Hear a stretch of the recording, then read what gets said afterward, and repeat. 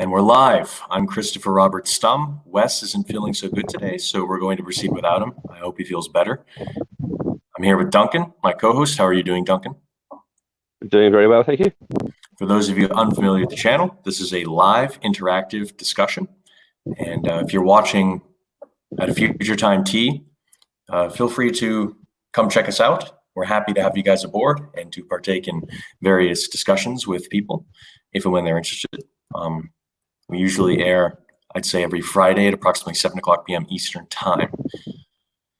So today we're going to be discussing life and meaning, which appear to be rather nebulous topics. Duncan, you want to start diving in? Yeah, it is very nebulous topics because what is life? That's been one that we tried to sort of sort out in the last one, and it got a bit tricky. And then what is meaning is very subjective to every person. What has meaning to me may not have meaning to you. And what's more, shall we say, we could try to say existence and meaning to avoid the quandary of what is life, right? But even then, exactly. What's brought to bear is then the complexity of the question of what is existence. I suppose a bit of house cleaning is in order before procession. I'm not really satisfied with our last video on pertaining to gun laws and the United States. And some of the discussions in the comments have me rather interested in attempting another video to make more clear why some of the questions are more complex than they might appear. So if you guys are interested in that, you can potentially look forward to another video pertaining to the aforementioned subject, because I'm actually happy to make another attempt at that and dive into it in a little more detail. So something that I actually want to begin this discussion with is the observation that there's an ancient Greek mythos, and it may not have originated in Greece or Grecian culture, but it's the idea of Sisyphus, right? Cursed by, I think it was Zeus, if I'm not mistaken, to roll a boulder up a hill, seemingly for no purpose, with kind of an air of futility. That is, it was said that it was instantiated in Sisyphus a desire to complete the task, but that he was forever cursed with the inevitability of the stone rolling back down the hill upon getting it up the hill. And so there are many philosophers that would discuss the mythos of Sisyphus, and from that mythos extrapolate potentially what we might mean by meaning. Are you familiar with the myth?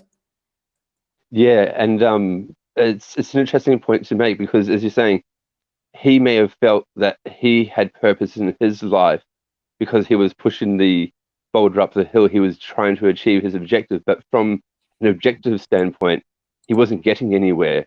And so a lot of people would say, well, that has no purpose. Woof. I think that's probably common. So some philosophers looking at Sisyphus's situation like to play with the variables to motivate questions about meaning, and perhaps make it less nebulous than it might initially appear. So one philosopher by the name of Taylor, last name Taylor, he began thinking about imagining the variables associated that parameterize the Sisyphean struggle for meaning in existence. Hey there, Chris. Welcome aboard. If any of you guys want to jump in on the channel, feel free. We'll drop you a link and you can join us in the discourse. So let me know. In fact, I'll drop the link now. And if you guys want to join us, you're welcome to. But Taylor thought about Sisyphus's situation and made a few small addendums. What Taylor imagined was that Zeus implanted in Sisyphus an impulsive or a compulsory drive.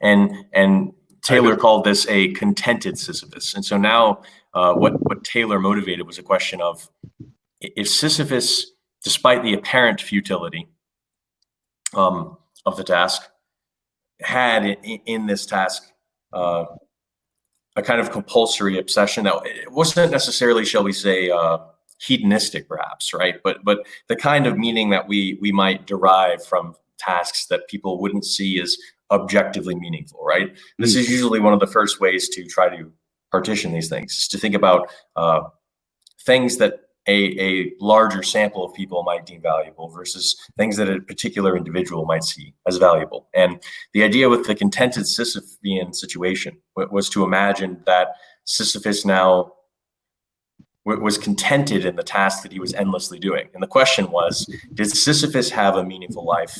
Would he have a meaningful life? So the question would be, what is a meaningful life? And does the addition of his finding fulfillment from the task make his life meaningful? So it's like a question of, does completion of the objective give you meaning, or the actual trying to do the objective give you meaning, sort of things? Well, there are other philosophers who kind of would remark on the situation pertaining to Sisyphus, and they would point out that there's no end to the task, so to speak. There's no some have contextualized the term as temple. Nothing comes of the task, right? And so they might say that there's no greater purpose. And so one of the implied questions is whether or not a greater purpose is either a necessary or sufficient condition for a meaningful life. Exactly right. And I'm not sure that it actually is. I mean, don't get me wrong, I like the idea of doing such, and I like people trying to strive towards a greater good. But it's like a friend of mine who's got a obsessive compulsive disorder. He has the tendency to sort out everything that he, like, not everything that he eats, but when he gets some lollies or something like that, he'll sort out all the jelly beans into all the different colors and things like that. And it looks like a very pointless task to someone who doesn't share his OCD, but to him it's very important. And I understand that everyone has a subjective value on things. Or it could, right? Welcome aboard, Jordan. Nice to meet you. Do you want to introduce yourself? What's up, man? Good to see you again. I was in a club with Christopher about like 2 years ago at GTCC. 2 years, 3 months, I think, right? Yeah, dude. So I'm glad to see you digitalized it. Yeah. Nice, man. I assume that you've been listening thus far. We were basically like starting to tease out the distinction between imagining the Sisyphean situation whereby he's cursed with the task of rolling a stone, right, endlessly toiling, it seems, in a meaningless existence. And we're trying to fill out the territory. We're not yet really trying to concretize or define terms as much as just change parameters of the situation, right, and see what might change from just that parameterization. And so the first idea that a philosopher by the name of Taylor and others posed is imagining that Zeus, or whichever god was responsible for cursing Sisyphus as they did, cursed him in such a manner that he found deep fulfillment from the motion and the pushing of the stones, and they're falling down. So the idea was calling this a contented Sisyphus and asking, is it enough, right, that his life is meaningful? Yeah. If he finds fulfillment from that task now. So in other words, is the contented Sisyphean situation now perhaps something from which we can extrapolate further insight as to what might or might not constitute meaningfulness in life? And I'm not yet requiring like anything substantive, so feel free to make conjectures. We'll get a little bit more concretized as the discussion progresses, but I'd like to hear what you have to say, and welcome aboard. Thanks, man. Yeah, but to be on the chat. What's up, Duncan? Nice to meet you, man. I've watched a few of the videos so far, so I've been liking them. No, I like your thing about Sisyphus, because I think this is the complex part. I guess there's two levels at which meaning could be sort of construed. If you're talking like the highest abstract conceptualization of meaning, like if in the end does it all matter, I guess is where we're trying to end up. But right now we're in kind of the survival and constraint situation. And so if you think about for humans that are we're in a world where we have to act in order to survive. Basically, the constraints are ones of survival, so that if meaning is taken away from the actions of survival, all you end up with is suffering. And so you can deny the existence of suffering and say like, oh, it's not any more real than meaning itself, but meaning is the buffer that keeps humans from absolute and total suffering and death. So it allows us to endure the suffering so that we can I guess it's an interesting conjecture. I'll admit I'm not sure, because I don't know if the only way something can, because I think I understand what you're saying, but I'm also not sure if the only way something can be meaningful is in a pleasurable way.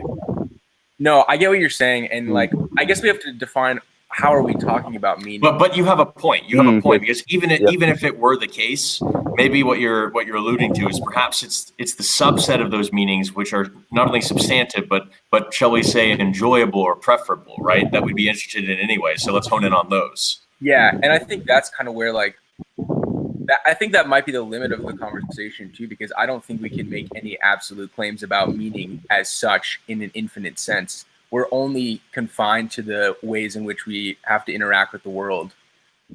You know? Yeah. Well, I think I can give it a crack. I'll make some conjectures in this conversation, and I'll give us some more rigor as we evolve. But I want to unpack it slowly, and get it to a point that people can just kind of get comfortable with the terminology, and start to exercise a little bit of the mind, and then we'll pull out some basic set theoretic foundations. We'll call it conjecture from the very foremost, because that's what it is. We don't know. But I think we can actually perhaps make, hopefully by the end of this, a little less nebulous some of the parameters associated with meaningless in life. That's my hope. I hope so, man. That would be nice. Yeah. So here's the first question I would like to motivate is an entity in a state of curiosity, if such a thing could be well defined, is that a state of meaningfulness?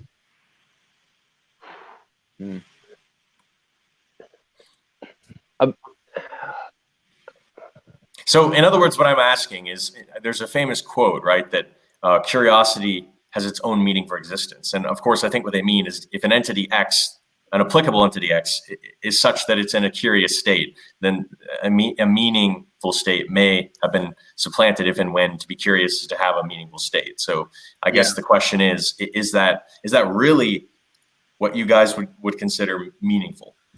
I think this is actually funny, because I think this is one of the last conversations we had in our club was about meaning. Yeah, I brought up the topic, like, meaning is the most fundamental source of reality, and because I was saying, like, meaning is what undergirds rationality, and we don't make decisions like top down cognitively and then enforce them. We are evolutionary creatures. We build it from the body up, and then we act in the world in a way that is motivated in our cognitions in these, like, survival constraints. And so I think of all the facets of human development and life, like, we are construing fundamentally at base reality meaning through our motivated cognitions.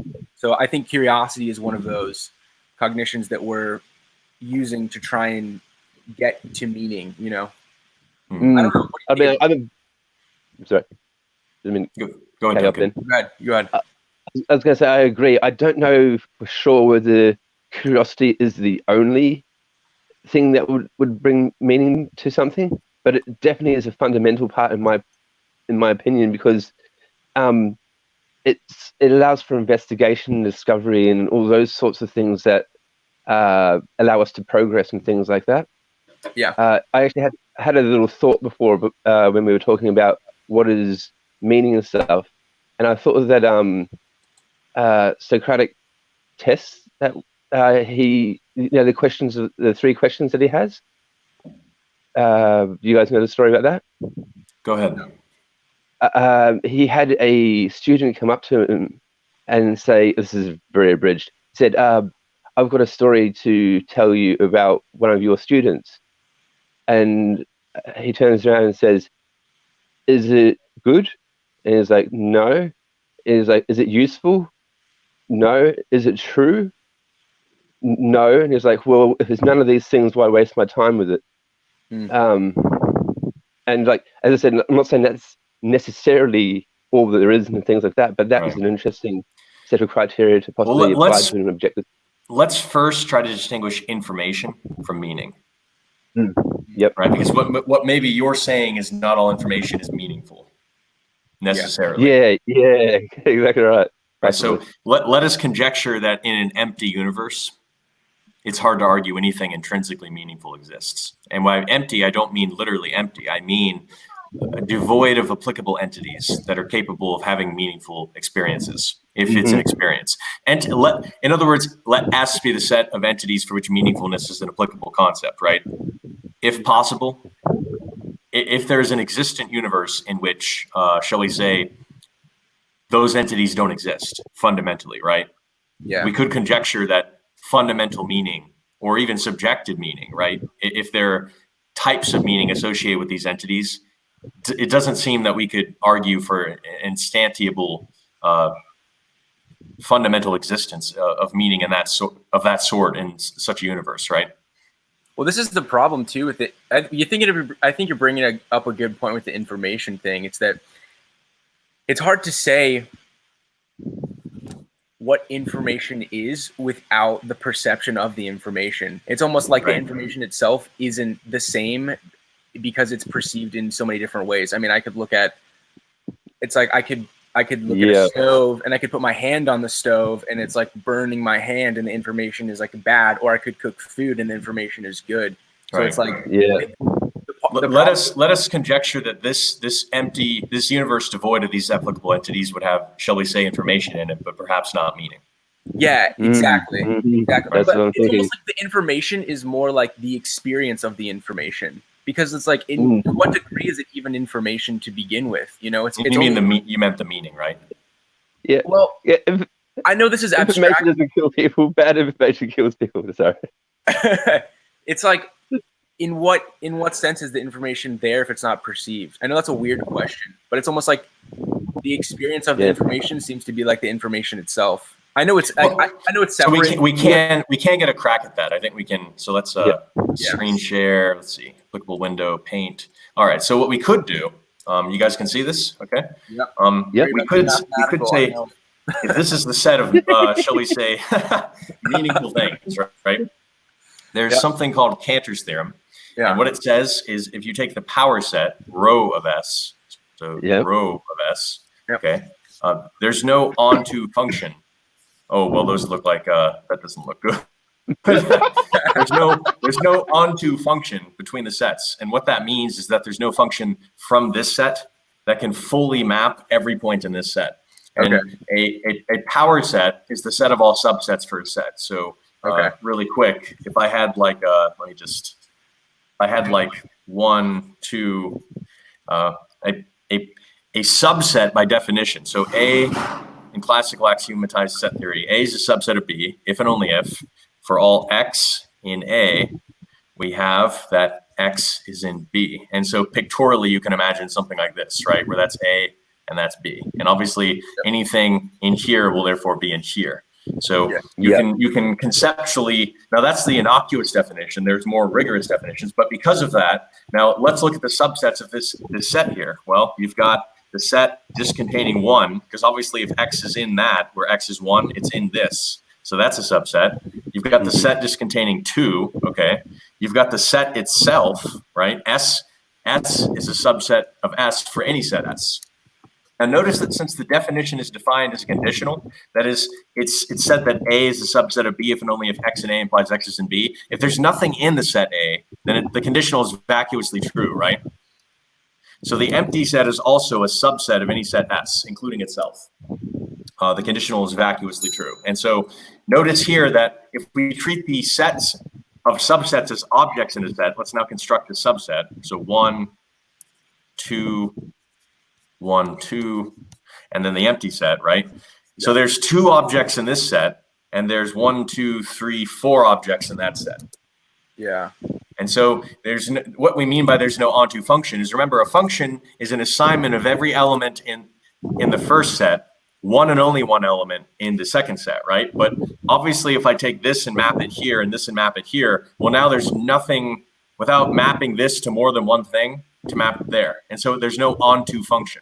Now, that's what we mean by there isn't an onto function between any set S and its power set. And if everyone wants me to go through the actual proof, I'm happy to. It would take like 10 to 5 minutes, but we can get really rigorous. All right, that's fine. But the idea is basically for any set S, there's no onto function between S and the power set. So here's the question now.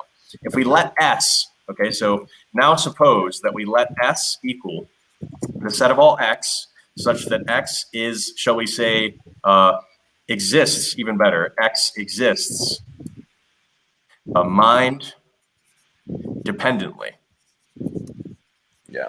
Right? Let me just, all right. Now, the power set exists because the set is a subset of itself, and there will be no onto function between S and its power set, implying, okay, that there exists at least one Y such that Y is in the power set but not in S, right? And now we have a contradiction, because if we say the set of S is all things that exist, right? That is to say, if we assume everything exists mind-dependently, then we have a contradiction, because now there exists at least one Y such that Y does not exist mind-dependently, if the axiomatization of classical set theory is correct. It turns out that it is possible to contrive a, so this is really because there's no set of all sets, right? Because you can just keep arbitrarily taking the power set from this axiomatized definition of set theory. It is possible because of a boundary proposition in Gödel's and Leach's theorems to have an axiomatized set theory whereby there is a set of all sets. And so that's why it's very difficult right now, because we don't know if the logic is formalized. But if this is correct, which is pretty much a standard use of set theory, then from this, set and if it's sensible to think of everything set-wise, then it doesn't seem that these principles of logic and mathematics point towards a simple picture in which everything that exists mind-dependently. Yeah. Right? Because if we let S be the set of all mind-dependently existent things, we take the power set, and by Cantor's theorem, there's no onto function. And what we mean by onto, again, is that we can't map from the set S. Let me just go back here. We can't map from every element in S, right? And this is this row of S, which is the power set.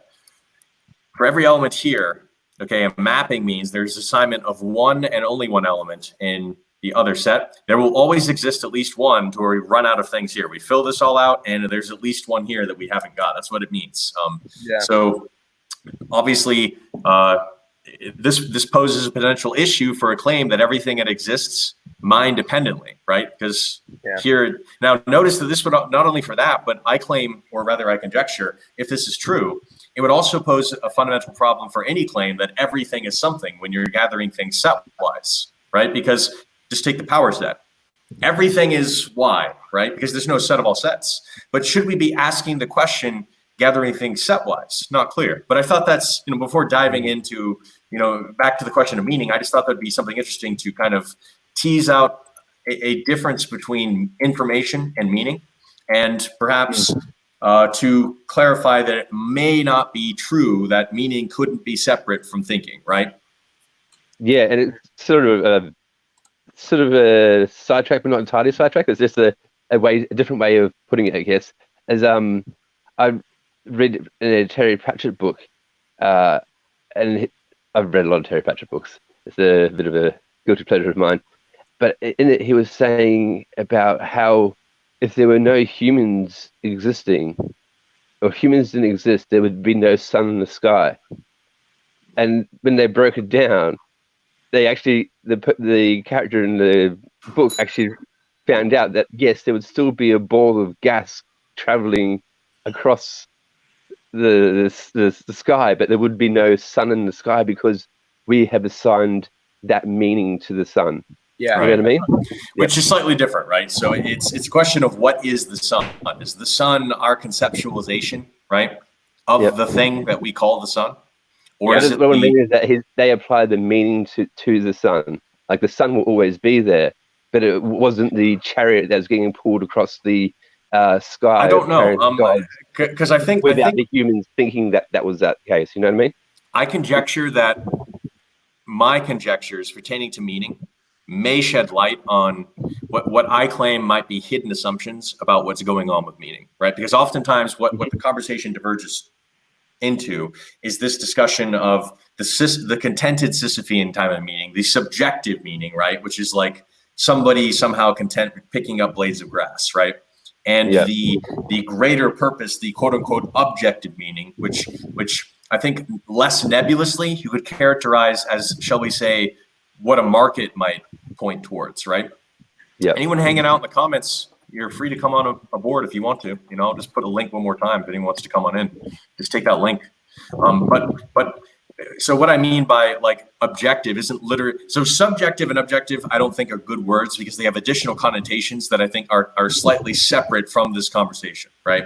So maybe we could talk about internal versus not external meaning. So what I would say is like I guess I'll pull up well, I don't even have to pull up the screen share to discuss this. Have you guys noticed that there is a distinction between a market equilibrium of price and quantity, right? Which is reflective of presumably an individual phenomenology of maybe a subjective meaning associated with the thing, right? But it doesn't necessarily reflect yours. Yeah. No. But how you gonna say external and external? I was thinking like it's possibly a better way of putting it would be individual and communal, because there is that communal value that you're just sort of getting to there, where everyone says a car is worth $1,000 or something, but then to the person owning that car, if they love that car, it may be worth much more to them. Or if it breaks down, it might be worth much less. I don't have cars. I don't know how the relationship goes there. It's a great car. She's at least worth 3,000. I'm not sure, because it's like, I hear what you're saying. Communal may be good, but I'm trying to use like words that kind of point towards it may also be like something systemic to the system that comprises us interacting with an environment, where it's like it's on a fundamental level a result somehow of how we're wired that we can't necessarily like hardwired almost. Perhaps, right? But not independent of the environment, right? Like a biconditional relate or some kind of relation, right? And so communal addresses that implicitly, but I feel like external kind of, we're not saying where it comes from, but rather where's the weight? Where's the weight, right? If we place the weight on the set of all factors fundamental to you, or you plugged into a system, right? I think it's like a symbiotic relationship, really. Like I get my my morals or meanings from myself, but I also get it partly from society's meaning, all the individuals put into society's meaning is what the output of the society's meaning is somewhat as well. Well, and that's also subject to time. That's excellent. the other problem too. Yeah. Like, there's kind of this like multiple layer structure that you're talking about, where it's like meaning is like the individual meaning in relation to the aggregate of the communal meanings in relation to the aggregate of eons of meaning. And so this is but this is why I'm a fan of religious symbolisms, because even though they're clearly not empirically correct, they symbolize aggregates of meanings in ways people can digest quickly. I find that I've also like debate religion occasionally. I find that it's quite curious that all throughout history there has been religions that have had slightly different things, but there's a lot of religions do have similar elements that they draw from. And stories that they draw from. It's like, as you said, they're tapping into some sort of innate meaning that we have in ourselves that they're trying. Okay, sorry, bringing it back. So since we've kind of drawn attention to this external and internal kind of meaning, right?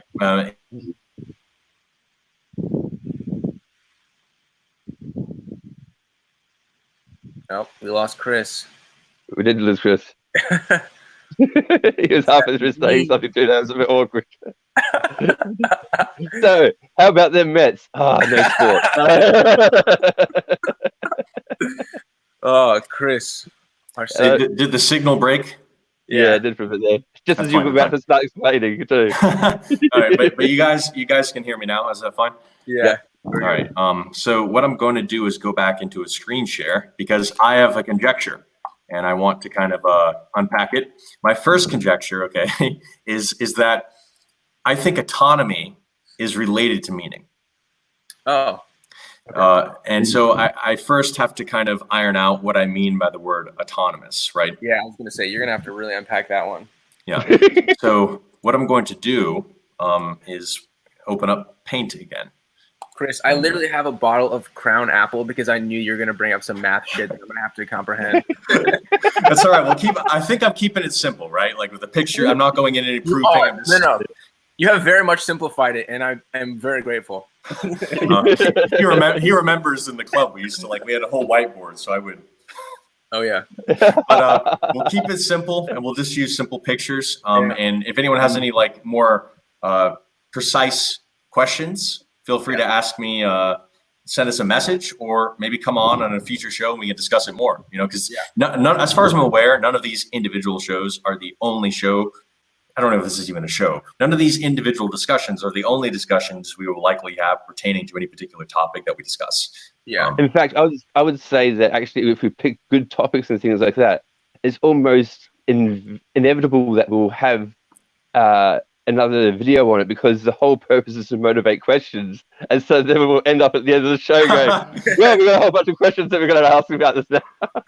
Hey, David, if you want to join us in chat, you're very much welcome to come aboard. I'm going to drop you a link. If you want to chill in the comments, that's fine, but either way, and you don't even have to come on video. Remember, you could also just come on audio and discuss things, but either way, I'm going to start diving into this by discussing what I mean by autonomy, and then trying to make some semblance of and hopefully by the end of this, it may seem a slightly less nebulous. That's my claim.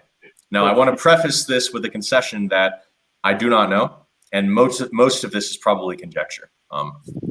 So let's just begin the screen share, and let me see if I can kind of unpack what I mean. So you guys can see that, okay? So. What I mean by autonomy, I first want to just draw attention to like a normative definition, and not literally normative, a typical definition, which is often free will or autonomy. An entity is often said to be autonomous if and only if it, for any action, if X is an applicable entity, for any action Y that X performed, it's autonomous if and only if it could have done otherwise, right? That's usually the definition people refer to. I conjecture that otherwise isn't really a good definition. And I conjecture that for the following reasons: that if you have A1, A2, just AN, some permutation of n terms, I claim that because a permutation is by definition a unique ordering, the question, if we ask the question, in what other way could I have done this thing?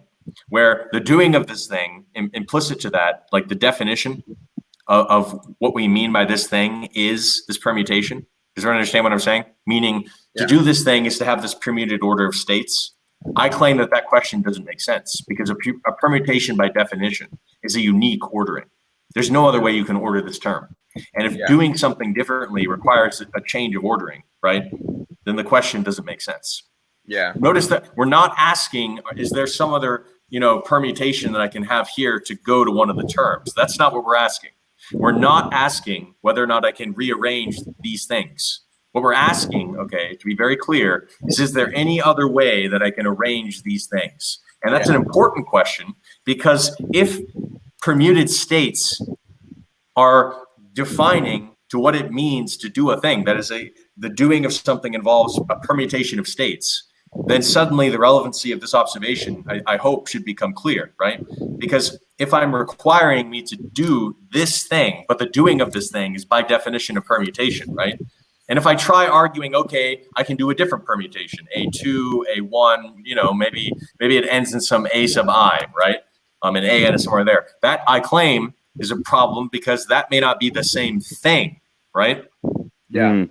And so it's hard for us to weasel around that problem. So I claim that this definition is not well defined, and potentially even it may be fallacious.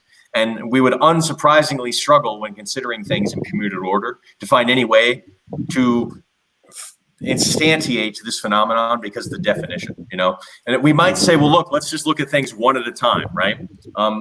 The problem with that is when you start to scale things up at a larger scale, we can often break things down to smaller levels, right? And permuted orders of permuted states. And so it's not clear unless we look at something down to, say, a Planck set, right?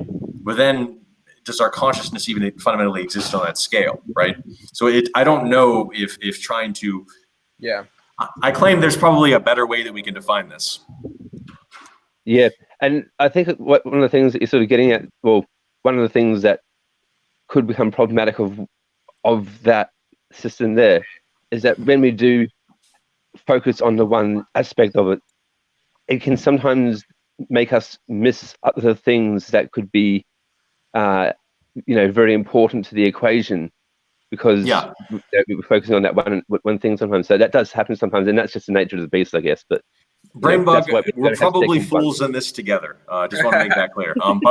But all I'm trying to say, okay, is when you think about a thing that is an action and break it down, it better not be the case that an action is composed or defined as a permutation of states, because if and when that's the case, you're fucked. Yeah. Because then what do you mean Right. order this permutation otherwise? And if order the permutation otherwise means doing something differently, that is impossible. That is not a well-defined question, right? In other words, if the doing of something else or the doing of this thing differently requires a reordering of terms, we're not necessarily talking about the same thing, are we? Yeah, I've been indeed. thinking lately a lot about like autonomy, and that free will is like our last religious myth. It's the last Well, thing. let's unpack that, because I claim that this actually, as hopeless as it looks, Yeah. doesn't fuck us over. I claim that we can imagine a system, okay, where we lock ourselves into a single permutation, and we assume also for all future times t that the entity knows what will occur before it does.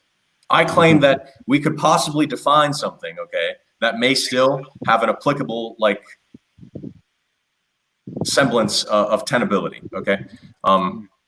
And so let's so I wanted to motivate first what I think is wrong with the typical definition of free will.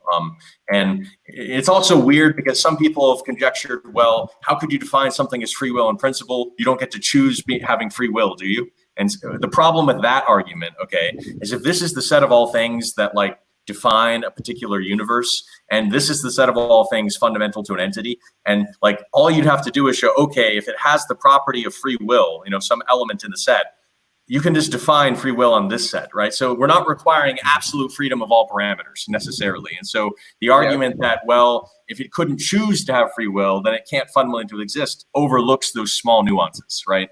You could just define free will or autonomy on the subset. It doesn't have to be defined over the whole set of the universe of discourse. No, I do get where you're coming from, though, that if we didn't have free will, you could almost say things were meaningless, because, like, I'm not saying that this is correct. Right, it's related. You see how it's starting to look related. So, but we got to unpack it first, right? So how would we tease this apart? And so what I propose is, now there's no good definition of causation right now in theoretical physics, unfortunately. So, because quantum entanglement, things like that really throw a monkey wrench into it. But let us say that, so we're going to argue this in the subsets of states for which this is an applicable line of thinking. So we're now thinking on the universe at particular scales, which is actually tenable, because if you think about it, it may not be true that consciousness and phenomenology of those sorts exist on all fundamental scales of the universe, right? I claim that if you choose epsilon equal to a Planck second, you'll probably find it difficult to argue that your consciousness phenomenologically exists on that scale, right? If there's some minimum time for thoughts to happen. Yeah, neurons can be firing at time. Right. So it's not clear. So it makes sense that we're already approaching this from a concession of a particular scale, right? Yeah. And so I don't know what the scale is, but I'm just going to say there is some scale, you know, and some reference frame F, and for which we can define a permutation of states, which we'll call, from that permutation of states, a causal chain of events. But this is obviously, we're assuming a reference frame F. We're keeping things simple. So yeah, let's just do that. So let's call this an outcome Y, okay? And let's let it be arbitrary for this state. And let's say this is the set S sub Y of all causes, okay? So basically it's some kind of relation between this thing and its set of causes, or recursive, or more precisely, in the permutation of states, these are those in the tree that precede in ordering the Y, where Y is the outcome, right? So, and so what we're going to do is now we're going to assume a non-empty set. We're going to call it X, associated with the entity X that does Y, okay? I'm just putting the X here. So these are slightly different in that this X is a subset of all those causes C for the outcome Y that are fundamental to the definition of the entity X that does Y. Which may not be the set of all inputs necessarily, right, to what X is, meaning they're the necessary conditions for X. They're a subset of the necessary conditions for X, because maybe not all of them are even a requisite to the doing of Y from X, right? Maybe there are some that are particular to some other action, right? Does everyone understand? We're choosing a subset of all precursor, all causes C, and we're defining a set X, capital X, associated with the entity X, lowercase x, okay? So this corresponds. This is like an if and only if relation, okay? And this lowercase entity X has this set X of causes that are fundamental to its existence. So I don't know. This is where there's a little bit of a nebula. The definition is a little nebulous, right? Because what things are and are not fundamental to me, but we only have so much time, right? So I could go into that and we could axiomatize it a little more, but I want to I don't want people to like lose something interest. Else that has right. I don't want to go to like an infinite chain of regress. We're going to go infinite regression. I don't even know if I could in principle, of course, but now for this set X, right? Here's the idea. We want to draw our attention to S sub Y minus X. And I claim that there's something revealing here. You see, because now I claim that given a Y, if for this set, okay, given a Y that some entity X does, where there now exists a capital X that is the subset of all prior causes in the set S sub Y to the Y outcome. We're again in a system where we can define tentatively cause and effect, that is when there's a permuted order of applicable states. I claim that, or I conjecture, shall I say, that if and when, so X does Y autonomously, okay? If and only if there is no onto function from this to this. That is, X does Y autonomously if and only if this set here is the bigger set. Yeah. Its cardinality is greater. There's no onto function. So it is the primary cause, not to be conflated with like an Aristotelian first mover. That's not what we mean here. By primary, we mean the cardinality of this set is greater than this set, this difference of sets. Okay. Yeah. And so I get that. Notice what's interesting here, okay? And it's defined as doing it not autonomously otherwise, right? And so notice that this doesn't actually define anything's intrinsically autonomous. That's the first interesting observation, is that if we let this set X move, if we let it be the size of the set of all causes, that is in a closed system, right? I don't know if this is possible in principle, but this is assumed for a weird universe, right? It doesn't seem possible logically, that we have a universe where for every outcome Y, that outcome is the sole output of an input of only the fundamental parameters associated with the particular entity X, right? For all times T, if time is even existent, I don't know. In this universe, I don't know. But in such a universe, S sub Y minus X, right? Well, that's just the same as S sub Y, right? So there's no onto function. And so in this case, we would have that the entity is acting completely autonomously by this definition. Right. In fact, there's no external factor. There's no way to break it. Yeah, there's no way to actually make it. And so what we've potentially honed in on is a slight distinction between whether or not you know what is about to occur and whether or not that's relevant. And I claim that this definition might imply that it is irrelevant whether or not the entity knows for all future times T what is about to happen. You see, because if it is the one and only one cause, or shall we say source, in this hypothetical for any particular outcome, right? Then for every step on that ladder, for every nth output in the permuted order of states, it might be redundancy permuted order, but for every nth permutation in this propagation of states, you would not be able to find any other thing for which this occurred, right? Other than the thing itself. So I claim that by this definition, the thing could be acting solely autonomously, despite knowing for all future times, even if impossible in principle, right? Just assuming hypothetically what it was going to do. Yeah. And so it shows that there can be a teasing apart of two variables that are possibly often conflated, which is knowledge or awareness of what is about to occur and autonomy. They're not quite the same thing. Yeah. Right. And so notice also that if I let the set X grow small to where, I'm just going to make this go back, to where it's like, you're negligible, right? You're a drop in the ocean. Yeah. And suddenly your action is pretty much not, it's not autonomous, clearly, right? As soon as there is an onto function from the difference of the sets to the set X, it's not defined as autonomous. Yeah. So even if you're in the case where they have the same cardinality, you're suddenly in an indeterminacy state where it's not clear if it's autonomous. Just want to make that clear, right? We're requiring that there's no onto function between the difference of the sets and the set X, where X is the set of all fundamental parameters associated with an entity X that has an outcome Y. And so the idea is nothing is intrinsically therefore autonomous. But notice that it preserves a lot of the nuance we would expect. In some instances, the thing's done.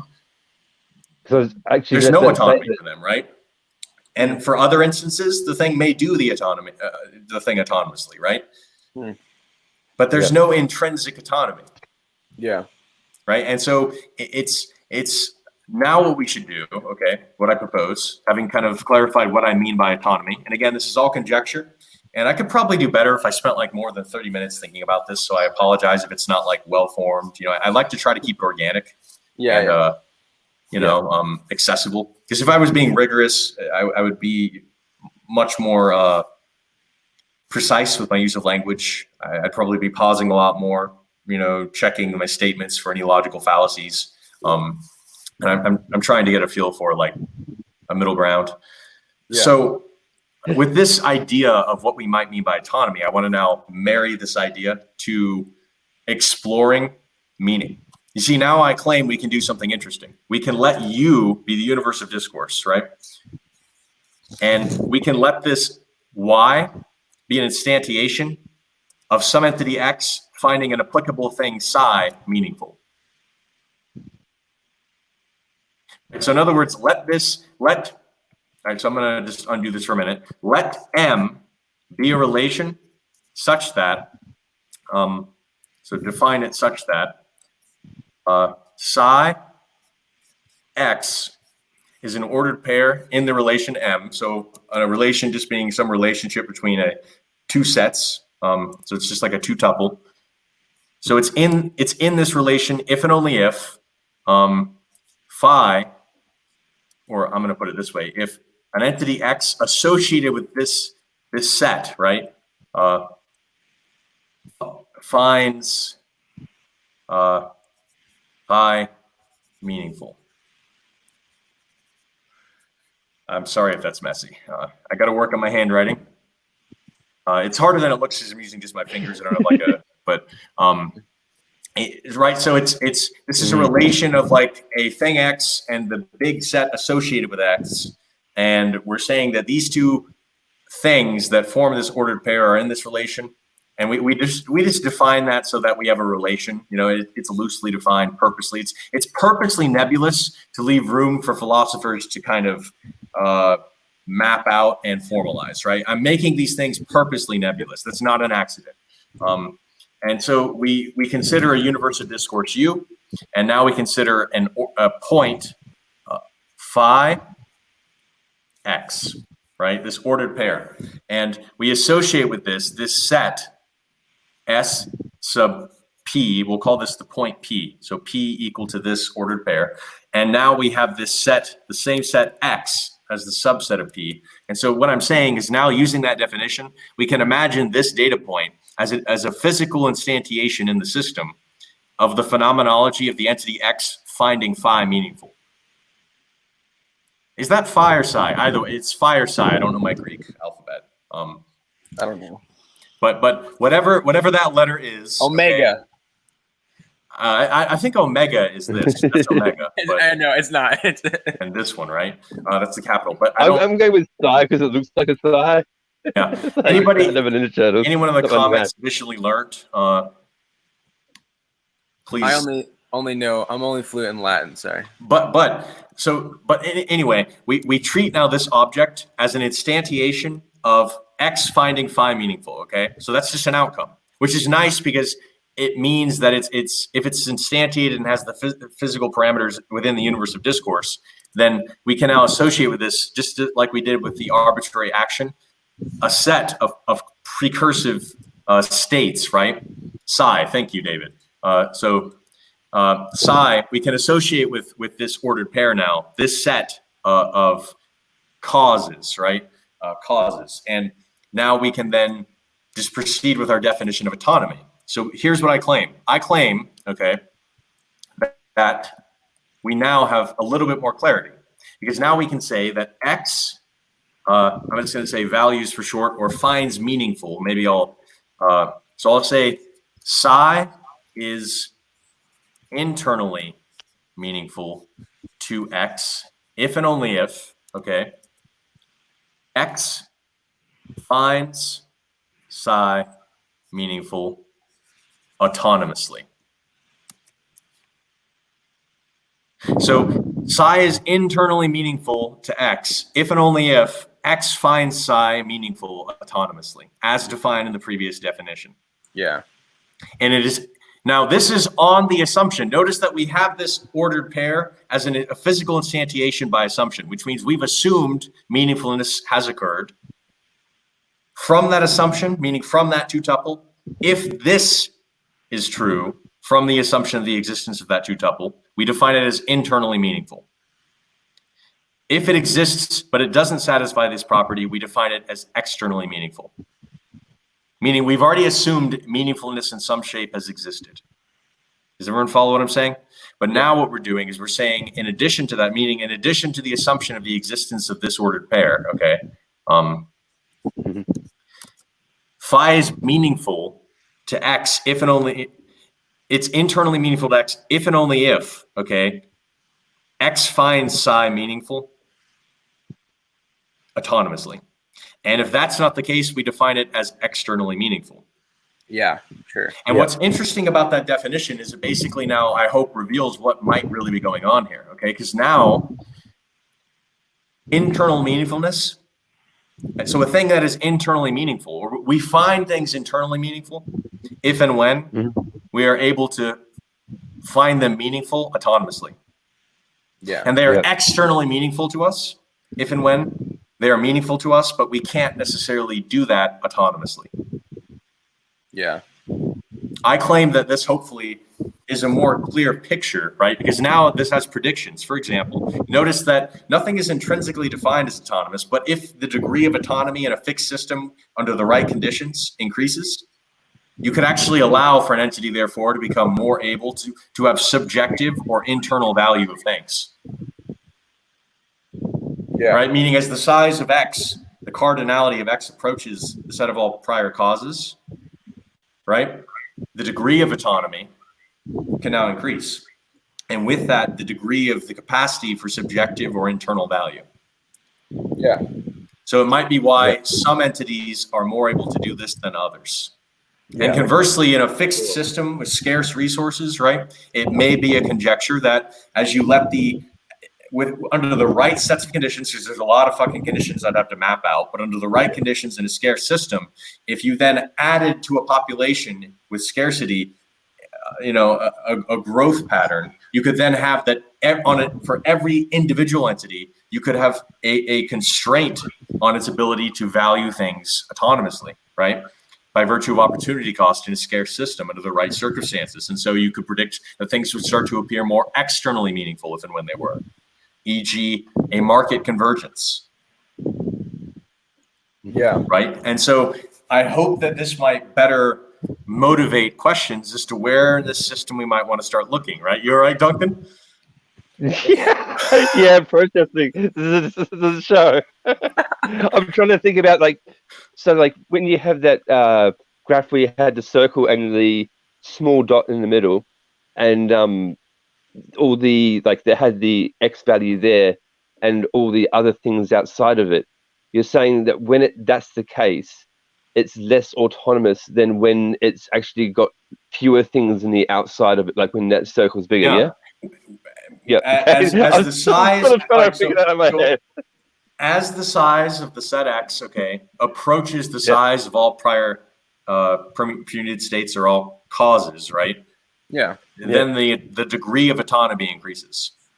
And so this definition is predictive of, under the right conditions, the capacity for internal value for any particular outcome to increase. Yeah. Right. Like, and so what sense are we saying, like this is where I'm confused. It's like, okay, us versus like a squirrel, let's say. like a squirrel's values, like, well, I guess we got to add in like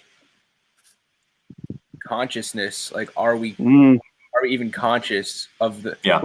Because like this is the hard part right here. Is like right, and this is why notice that what we've done is we've claimed only for a subset, right? This is all conjecture, clearly, but we've just put a stake in the ground somewhere to see what semblance of meaning we could contrive, if any, right? But I claim that whatever consciousness is, I claim that this definition will probably still not be altered too much if it has the right types of properties. If we can think about it set-wise, right? If the axiomatization of mathematics and classical set theory, if that's possible and it's correct. Because it has predictions about a state and meaningfulness. Because we could also predict now that if we let the entity X in question just vanish to be zero, the definition isn't applicable, right? There is no entity X to do the action Y. And wouldn't it be complete chaos as well? I don't know. All I'm saying is the way it's defined has pretty clear, shall we say clear, constraints on what has to be there for this definition to be tenable, right? And it doesn't say everything about meaning as much as perhaps just two ways in which but what I'm trying to say is I think the objectivity and subjectivity is actually linked or even at least related to autonomy. That's my conjecture. Well, there's certainly greater autonomy with the greater amount of motivational states you have. So like us versus a squirrel, like a squirrel's not aware of time in the sense that we are aware of time. Like they store their nuts, but that's an instinct. That's not an abstract awareness of the future, versus like we have an extra awareness of time. But in what sense is that really autonomous? Because like it's not really like, although we have that cognitive function, it's not as though we're choosing the cognitive function. And I guess that's back to your thing about, I didn't choose my free will, but I have some. You just define it on the subset. That's right. And notice that this definition could, right, depending on how we define it, could answer those questions rather beautifully. If it was axiomatized and ironed out, it could provide us with a very interesting picture of what autonomy is. Let's see if we've got just now turned. Okay, well, you missed the good part, man. Yeah, you missed everything. Just along for the ride. Maybe we are too. And this is part of the problem with this. Is like some people have told me make them shorter, but if I make them too short, what is the probability that everybody tunes in over shorter? Make them as long as possible. I don't know. I don't know. And by the way, I want to say once more. We could do this for a long time. That what I have said is after a few hours I need to nap, but that's about it. I believe what I've said is conjecture. Because I usually ask more questions than I try to give answers, and I thought that this would be an interesting direction in which to steer the conversation, right? Both insofar as autonomy is concerned, but also insofar as giving us some semblance of stones to step on in this nebulous river of meaning, right? What do we mean? I hope now that it may be a little clearer what things we could look at and how they may or may not be related, and that it's because I think it's easy for people to, perhaps not even myself included, be aware of what they're discussing. Yeah. But under the belief that they are, right? Definitely. Yeah. So what do you guys think? I feel like I've done a lot of talking. And Andrew, if you want to join us, I'll drop you a link so you can drop in as well. It's in chat now. Anybody else watching as well, feel free to join us. That's, we like to have people come in and talk with us. We don't want this to just be a monologue, and we're not requiring, I hope from what you observed from me, like I was rather lax in my use of logic and relaxed. We're not requiring you to say something fundamental and devoid of any logical fallacy, just something that is potentially substantive. Yeah, I have noticed. One of the things about this is, oh, sorry, I was going to say, Chris, I have noticed you have really backed off on the seriousness of the logic in these interviews or whatever. Yeah, I've been watching them and I'm like, oh, this is just a casual conversation, huh?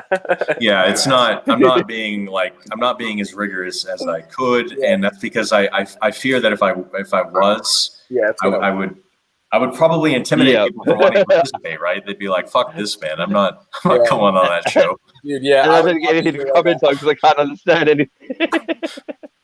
It's just like, yeah, pass, also pass. Yeah. No, but today I've been following fully.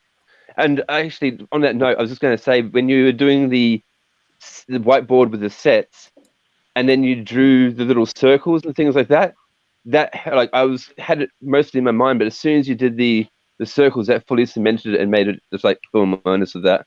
You know what I mean? That was good. Yeah. You know, but I'm interested to hear what you guys think now, because I've done a lot of talking, you know, and sorry.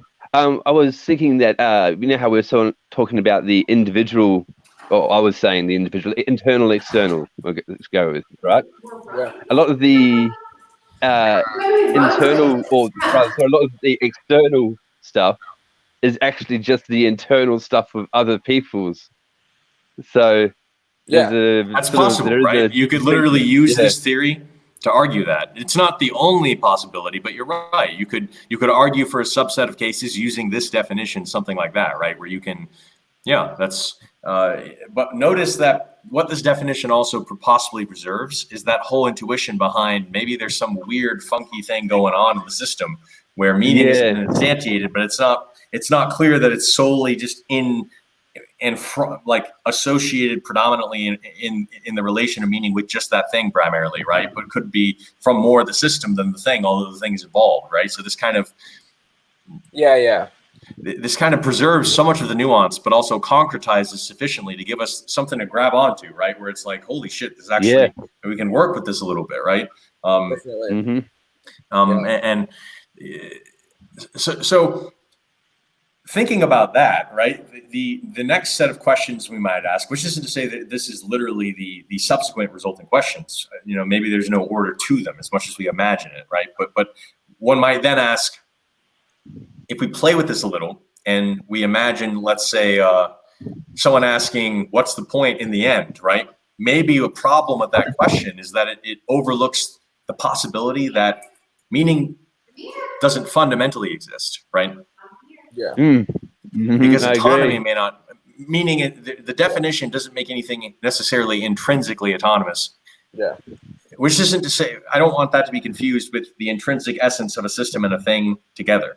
That's not what but I'm saying that in the same sense, it may not be a well-formed question, because what if meaning is defined on these applicable sets in such a way that it shouldn't be asked in the sense to assume like that it only has an end and only an end.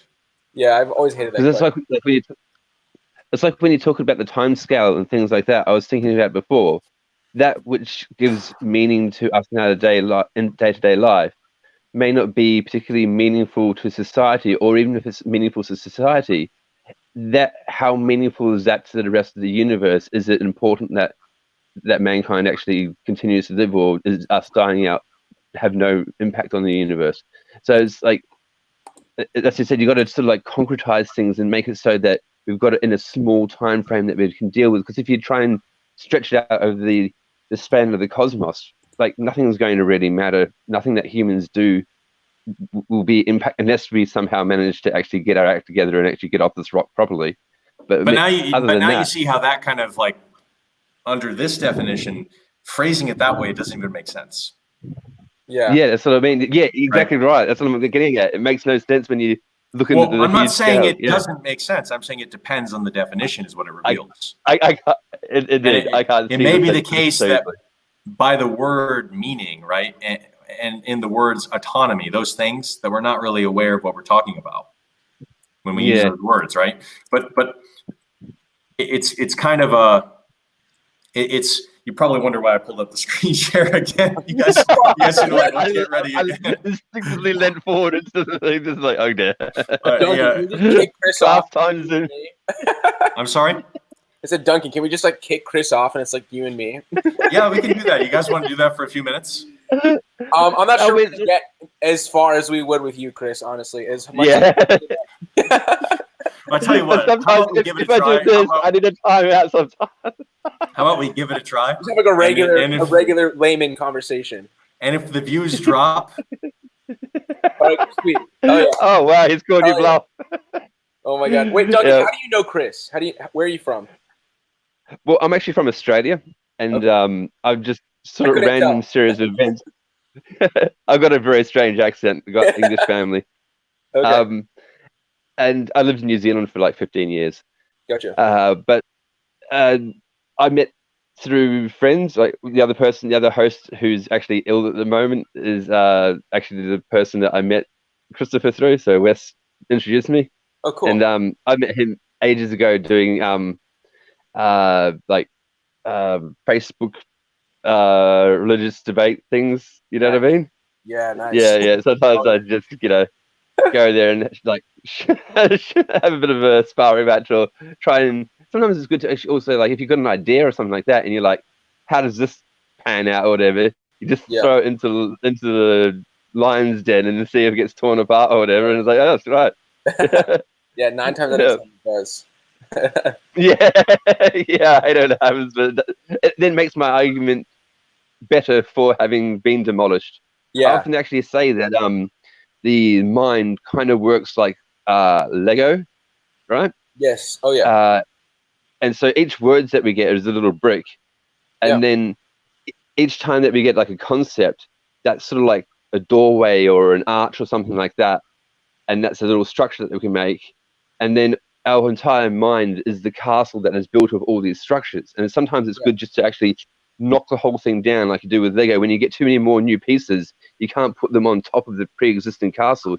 You have to scrap it and start again, build something even bigger and better, sort of things. You know what I mean? That's I do Lego stuff sometimes. Hell, the stand on which I have my mobile phone for these conversations is actually built out of Lego.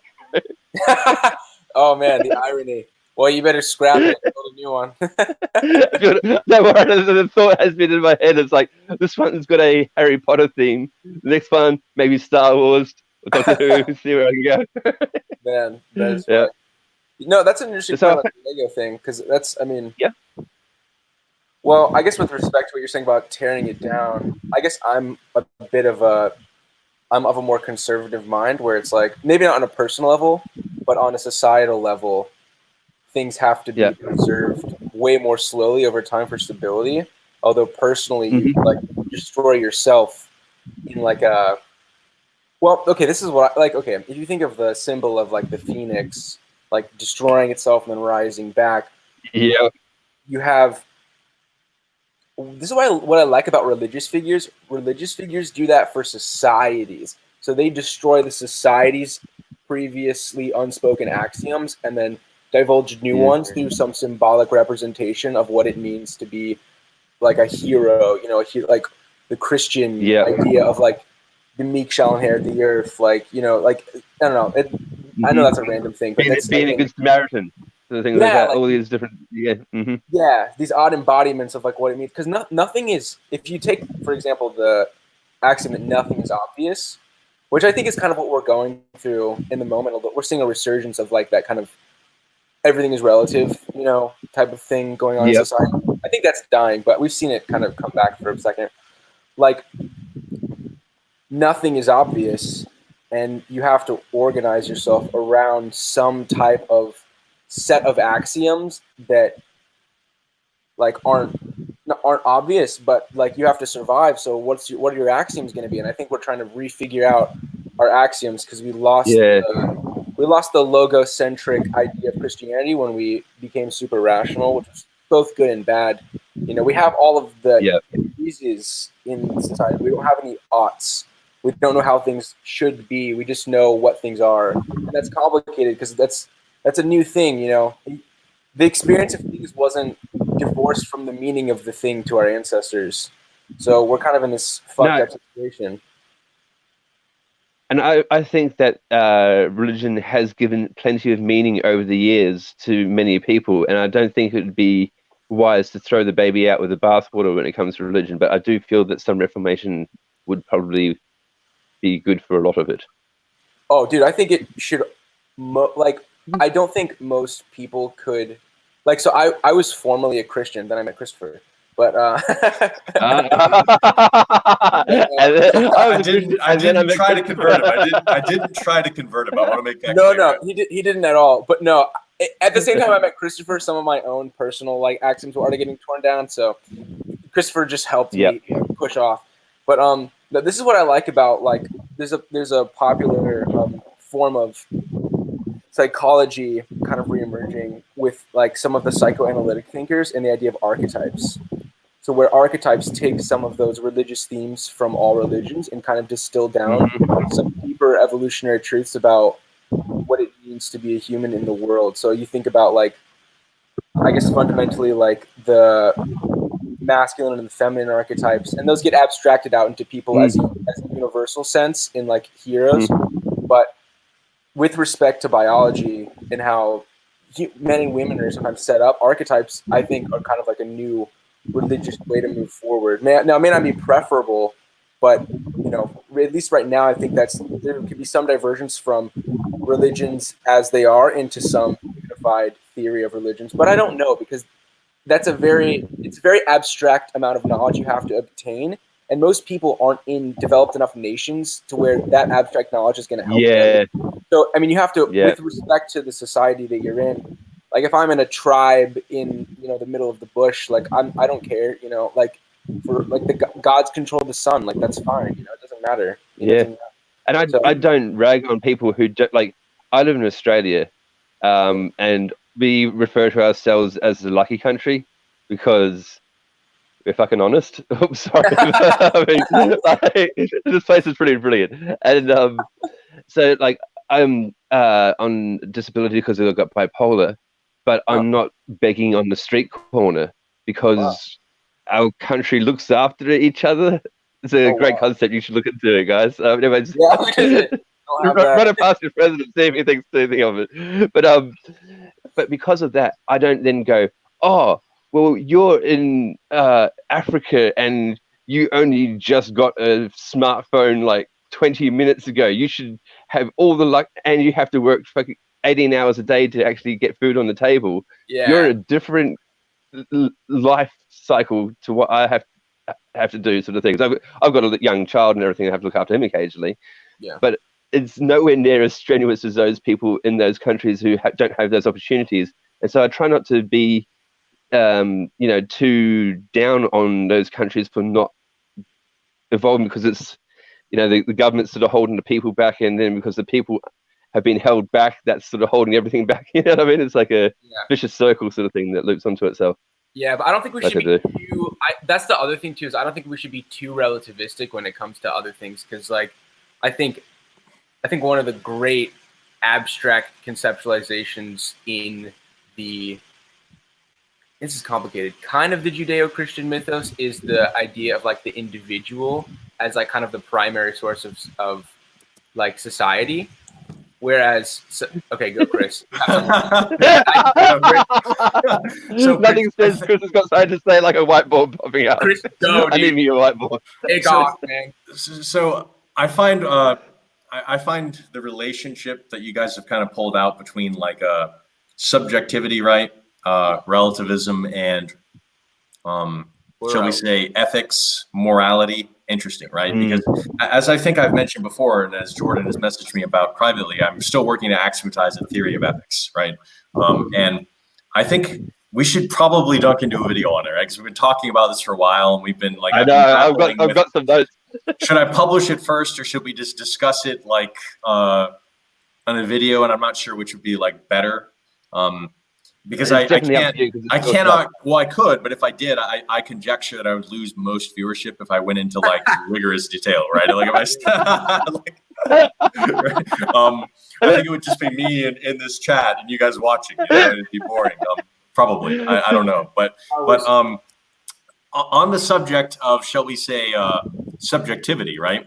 I mean, let's take a parabola, right, where we have a relation R such that x, y is in R, if and only if we have y equal to x squared, right? Yeah. Then we can find not one and only one, but 2 points, right? As long as it's non-zero, such that that x squared will be the y that we are referring to, right? So I can take negative and positive 2 square that, and the result is 4, right? And so my point is this: we wouldn't call that subjective, even though there exist independent, non-contradictory inputs for that system, would we? And so oftentimes what I observe is people conflate subjective with pluralistic, whereby there are multiple non-contradictory inputs to the system of logic. And look at the definition that we just gave, right, or proposed, shall we say, in our conjecture pertaining to meaning and autonomy. Yeah. It preserved much of the nuance that we expected, much of the subjectivity that we assumed, right? But in such a way that it was also more concretized than one might have initially thought possible. And I conjecture in a similar sense that the theory of ethics that I'm attempting to axiomatize does similar, and it does it very well.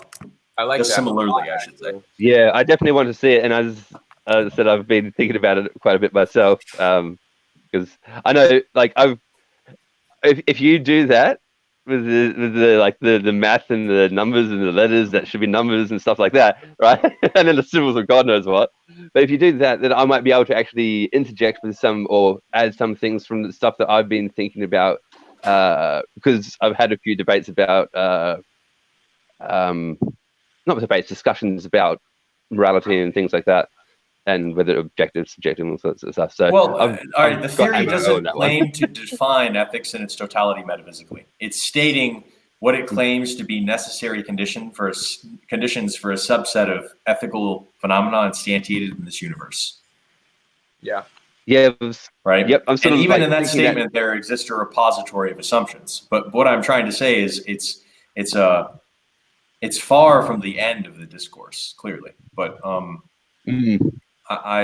basically, in a nutshell, my idea of it is that it's morality is subjective, but it has objective principles to it, because like it's subjective because everyone has their own way that they do it. But I think that there is like I don't know if Hume's it's like the closest to what I can see to being getting there, you know what I mean? As to getting like the principles nailed down. You're gonna love. But that's why I want to see what you've got, because I reckon you might actually have. Wes. Yeah, I think you might actually have what I'm looking for. I believe that Wes is the only person that I've actually had like field tested, where he and I have gone for hours just thinking up funky, weird, wonky ethical situations and applying the theory.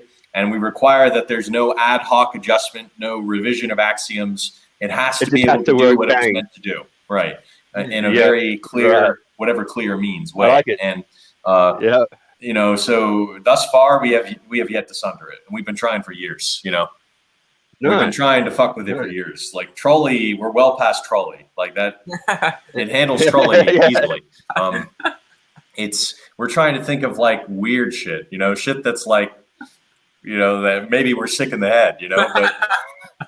Have you picked up a newspaper at all recently? Have you run any of that through it? but I hope that what this conversation may have motivated, right, is the whole idea that atheists or just a person who is not believing in a God can't have meaning. This definition would already throw a huge monkey wrench into that, right? Because it shifts the conversation so radically in so many ways, right? Because suddenly there's no thing that's necessarily intrinsically autonomous, shall we say, right? Independent of the system considered. But what's more, that implies that there's no thing that's necessarily intrinsically meaningful, right? And so it shifts, it shows that the axioms we take and the definitions we use are very important. But don't your value systems have to be sort of like symbolized in a way that almost make it like okay, you can be an atheist and like I'm an agnostic. I'm not really on either side of the fence here. Yeah, I don't know if a God exists. I'm very agnostic atheist. We're all probably in the same boat with this. Like we don't know because it's outside of the questions that I even ask. So basically, like, aren't you in a religious landscape when you have a set of axioms that are symbolized in patterns of ways you should behave? That's what religion is, you know. And you can say you're an atheist, but what people who are so what you're really asking is fundamentally, and I think you're correct in this for now, we are relying on a type of faith. Yes, that's exactly what I'm saying. Like, but I don't know if all types of faith are the same. They're not. Exactly right. whatever you're developing is probably going to be in a more robust one than the others, because the others are based. That's a side project. My actual attempt in my dissertation will be to like a proof of all proofs. It will be to circumvent the constraints of discrete systems of logic. Yeah. On the assumption that Gödel's incompleteness theorems and those constraints are correct. It will be an attempt at showing that it doesn't matter, that we can't prove with discrete systems that logic is consistent, and which system then, right? It's too soon. I don't know. It may be impossible in principle, but I don't know. But what I'm trying to say is that would be very. It sounds like you've got a really hard one for you. Like what's the hardest thing I could possibly think of to try and write it about? Let me see. Yes, something that people haven't figured out. I don't even know if you're going to have anybody who's going to be able to challenge you on a defense counsel. Trust me, they exist. They exist.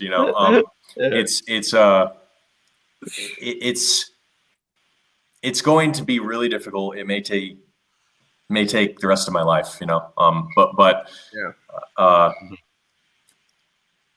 if I succeed, then I'd give people the ability to really know.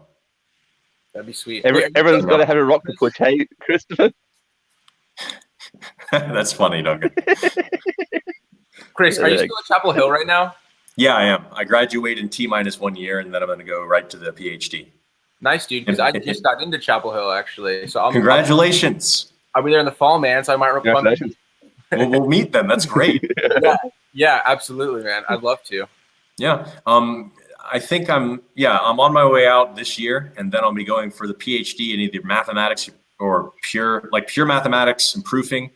I'll be specializing in formal logic and proofing either way, but it'll either be that or for the philosophy of mathematics. The decision is ultimately down to categorically which would allow me to pursue my dissertation. You see, because if I go into pure mathematics, a lot of the proofs they're going to want me to do for my dissertation are probably things that are like, there's just supply and demand market, right? So it's like things pertinent to like differential equations, statistics, probability theory, quantum computation, software, things that are like in high demand are usually I'll be more likely assigned to that. So it may be more likely that I'll still do most of my math in my classes, but that I'll be officially under a philosophy of math degree, even though I'll be doing mostly pure mathematics either way. So it's a question of like which doctorate title, if you will, or program will allow me to pursue the task that I'm trying to. Yeah. Any schools in particular you're looking at? That's part of the challenge. Is it's such a difficult dissertation that it's risky, right? I don't know if it's as appealing because that's a big thing is when you're going to grad school, your dissertation really matters. Insofar as like, what is this guy about? What does he want to do? Who does he want to work with? And it's ambitious, it's bold, but it's risky because we don't even know if it's possible in principle, right? And it's a long-term project. It will take at least 3-4 years. So I'd say if I was going for a big name university, maybe not a good strategy, right? Much easier to just get a guy that's just, all right, I'll prove this theorem for you. Give me 3 years, right? That'll be my dissertation and then I'm out, right? And maybe, so I don't know. I haven't narrowed it down yet. Go ahead. If you went to a university that wasn't quite, so hardcore or whatever like that, I'd have more time probably and less of a. Exactly right. There are trade-offs. There are trade-offs. Yeah, there is, because you'd be the sort of like a big fish in a small pond sort of thing, and you might be able to get. And I don't know if I want that or if I don't, because I kind of feel like that at Chapel Hill in some ways. So I don't know, but I don't know, but I still have to plan. There's so many parameters, I think you should go to a Christian private school.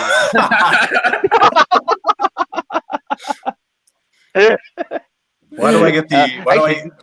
You know what the funny thing is?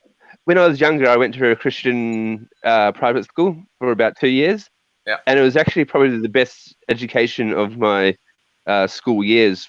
Yeah. They were just really open-minded and also brilliant. It was good. Yeah, same here actually. So I think at this point, since it's been about an hour and a half, I've really enjoyed talking to you guys. We can end the live broadcast, and you guys can continue talking in the after party. Anyone in chat who wants to come on in and doesn't want to be filmed but wants to participate is welcome to join us then. Is that fine with you guys? Yeah, that sounds great. Are you going to send that's fine with me. the after party? Oh, it's the same. I'll just end the broadcast, but this stream will persist. Oh, cool. Great. Awesome. So I'm just going to end it now. There you go. And by now I meant a few All right. moments Take care, ago. everybody.